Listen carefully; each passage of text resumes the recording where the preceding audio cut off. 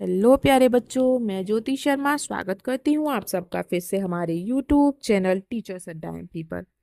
तो बेटा आज आपकी क्लास होने वाली है हमारी कक्षा 4 की गणित की क्लास नंबर 51, जिसमें हम सप्ताह 9 का तीसरा दिन करेंगे। ठीक है, तो तीसरा दिन शुरू करने से पहले बेटा जो बच्चे हमारे चैनल पर नए हैं, जिन्होंने अभी तक हमारे चैनल को सब्सक्राइब नहीं किया है तो सब्सक्राइब कर लीजिए, जिससे कि आने वाली सारी वीडियोस आपके पास लाइन बाय लाइन पहुंचती रहे। ठीक है, चलिए तो चलते हैं हम अपनी क्लास की तरफ फटाफट से। सप्ताह 9 का दिवस 3, भोपाल की सैर, वही पाठ चलता आ रहा है हमारा। तो चलिए जैसे कि हम आपका पहला क्वेश्चन पढ़ लेते हैं। आपके शरीर की लंबाई क्या होगी? अब लंबाई इसने काय से पूछी है वो तो देख लो। यदि मानक इकाई डस्टर हो, आप जो डस्टर होता है स्कूल में उससे नापना है। कितने डस्टर बैठेगी आपकी लंबाई? एक दो, एक दो तो नहीं बैठेगी, मेरा मतलब है 5, 8, 10, 12, इस तरीके से नापना है और आपको लिखना है। ठीक है, तो जैसे मानो किसी बच्चे की 8 इकाई 8 बैठी है तो आप लिख सकते हो यहाँ पे 8 डस्टर। ठीक है, 8 डस्टर, ड। ठीक है बेटा, डस्टर।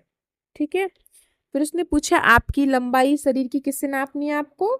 आपके हाथ के से बिलस्ते से, जो हाथ का बालिश्त होता है हमारा, बिलस्ता होता है, पंजा होता है, उससे। तो आप नापो कितनी बैठेगी। जैसे मानो किसी की 9 बैठी तो आप क्या लिखेंगे? 9 बालिश्त। ठीक है बेटा, चलिए हो गया इतना। तो अब हम करेंगे अपना क्वेश्चन नंबर 2। क्वेश्चन नंबर 2 में भी हमको अनुमान ही लगाना है। ये तो क्या हमारे शरीर के भाग, और ये अनुमानित लंबाई लिखनी है और यहाँ पे हमको नाप नाप के लिखना है वास्तविक लंबाई। तो शरीर की कुल ऊंचाई आपकी, मान लो आपकी शरीर की कुल ऊंचाई 80 सेंटीमीटर है। ठीक है, आपने अनुमान लगा लिया, लेकिन बैठी आपकी 82 है ना। इस तरीके से आपको लिखना है। ठीक है, ऐसे ही आपका सिर जो है, सिर के घेरे की लंबाई मानो 20 सेंटीमीटर आपको अनुमान लगाया आपने, और वो निकली 21 सेंटीमीटर अपने अनुमान से। बित्ता की लंबाई, जो आपका हाथ होता है, तो बित्ता की लंबाई मान लो आपने सोचा कि 10 सेंटीमीटर होगी या तो, लेकिन आपने जब नापा तो वो 12 निकली, 12 सेंटीमीटर। उसी प्रकार से आपके हाथ की लंबाई, आपका जो हाथ है पूरा, उसकी लंबाई आपने मानो कुछ मान लिया आपने और फिर निकला कुछ और, इस तरीके से। तो आपको यहाँ पे तो अनुमान लगा के लिखना है और यहाँ पे आपकी अपनी लंबाई नाप नाप के लिखनी है। ठीक है बेटा, तो ये काम आपका है, कि मुझे नहीं पता ना कि आपकी लंबाई कितनी है, आपके हाथ की लंबाई कितनी है, आपके शरीर की लंबाई कितनी है, तो ये काम तो आप खुद से करेंगे। ठीक है, चलिए मैं करा देती हूँ आपको क्वेश्चन नंबर 3। कंपास बॉक्स में रखने वाली स्केल की लंबाई कितने सेंटीमीटर होती है?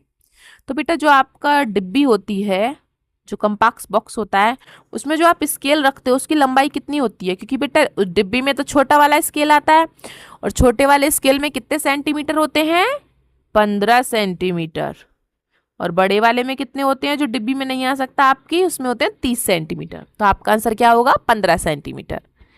ठीक है, चलिए अब है पुस्तक गणित का जादू कक्षा 4 की चौड़ाई 20 सेंटीमीटर है, तो आपकी कक्षा कक्ष के दरवाजे की चौड़ाई कितनी होगी?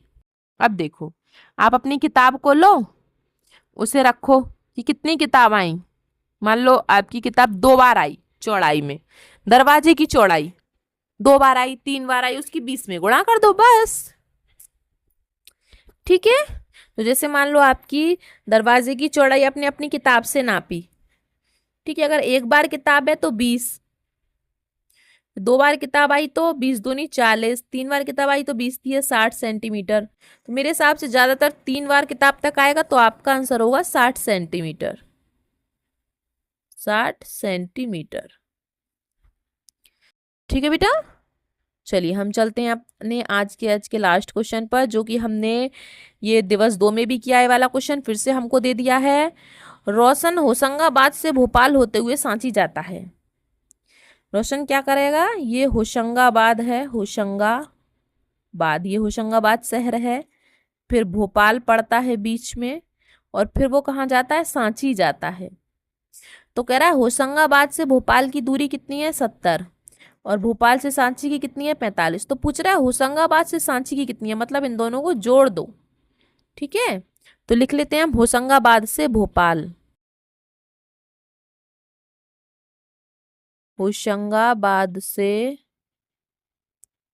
भोपाल की दूरी कितनी है, 70 किलोमीटर। फिर भोपाल से सांची की दी है, कितनी दी है, 45 किलोमीटर। और पूछी किसकी है, होशंगाबाद से सांची। होशंगाबाद से सांची, तो आप क्या करेंगे, जोड़ दीजिए दोनों को, है ना। तो आ जाएगा आपका 115 किलोमीटर। 5 का 5 और 7 4 11, बस हो गया। चलिए बेटा, तो आज की आपकी क्लास इतनी थी, हमें इसमें ज़्यादा कुछ नहीं करना था, सिर्फ इतना सा ही करना था। ठीक है, चलिए, तो अगर आपको वीडियो अच्छी लगी हो तो लाइक करें, शेयर करें, कमेंट करें और सब्सक्राइब करना ना भूलें।